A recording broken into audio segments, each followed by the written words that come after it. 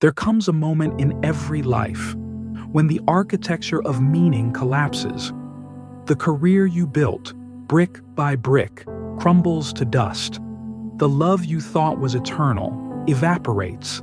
Like morning mist, the future you painted in your mind burns in colors you've never seen before. And standing there, in the smoke and ash of what you were, you laugh. Not the laugh of joy, not the laugh of madness, but the laugh of recognition that the universe is a comedian with a dark sense of humor, and you've finally gotten the joke. That laugh is what Albert Camus called the absurd. And in that laugh, in that single moment of terrible clarity, lies the secret to human freedom. We are all born into a world drunk on answers. We worship at the altar of purpose. We chase the ghost of destiny. We hunger for the moment when everything finally makes sense. Climb higher, love deeper, earn more, become someone.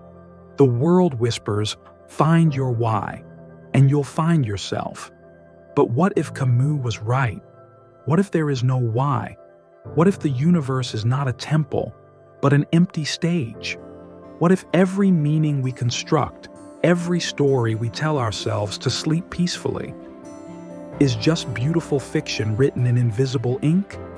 This is the absurd. The human heart crying out for meaning in a cosmos that offers only silence. Life is not a contract. It owes you nothing. Not fairness, not justice, not even the courtesy of a reason. You are born without permission. You love without guarantee. You die without explanation. Between those two eternal silences, you struggle.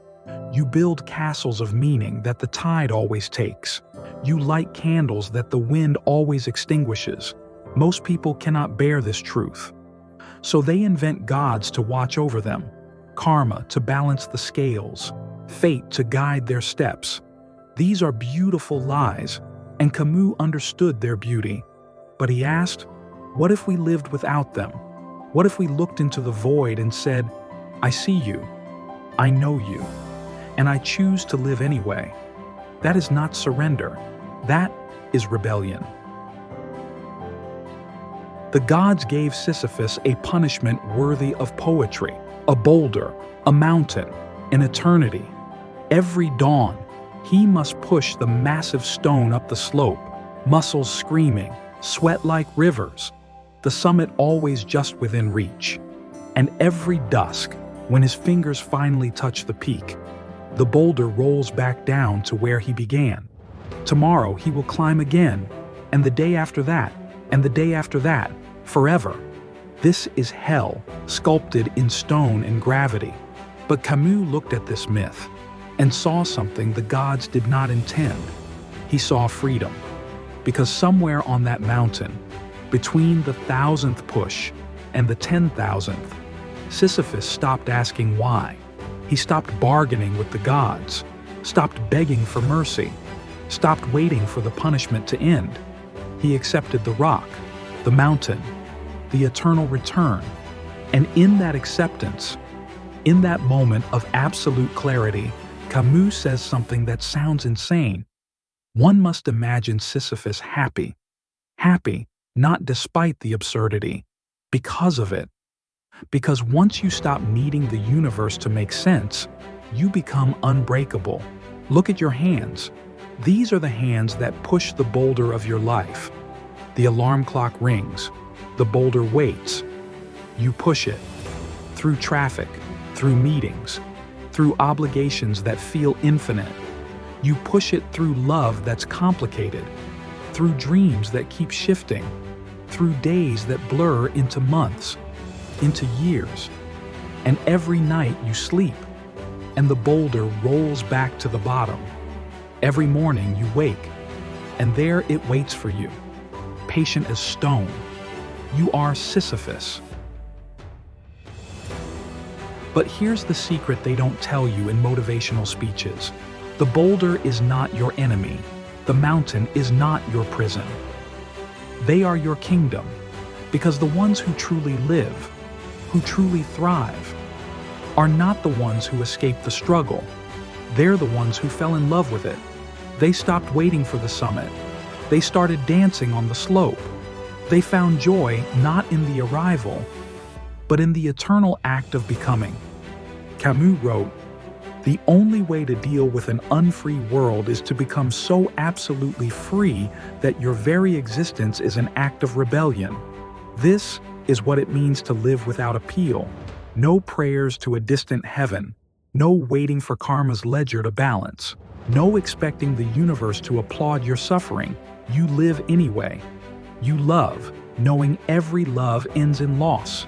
You create, knowing time devours all creation. You laugh, knowing the joke is cosmic and cruel. This is not ignorance. This is not delusion. This is the most sophisticated defiance imaginable.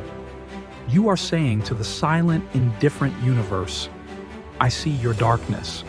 I feel your cold. I know you offer no meaning, and I will make meaning anyway. With my bare hands and my beating heart." That is the absurd hero. Not the one who conquers death, but the one who lives fully despite it. So perhaps, right now, you are broken. Perhaps the boulder has rolled back down for the 1,000th time, and you are tired, bone tired, of climbing.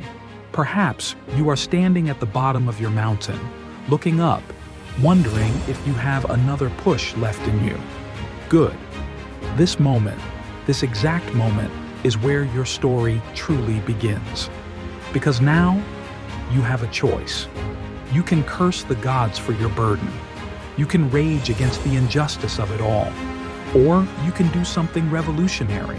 You can laugh. You can recognize the cosmic joke that we are all Sisyphus, pushing our boulders, pretending they mean something. And instead of despair, you can find it beautiful.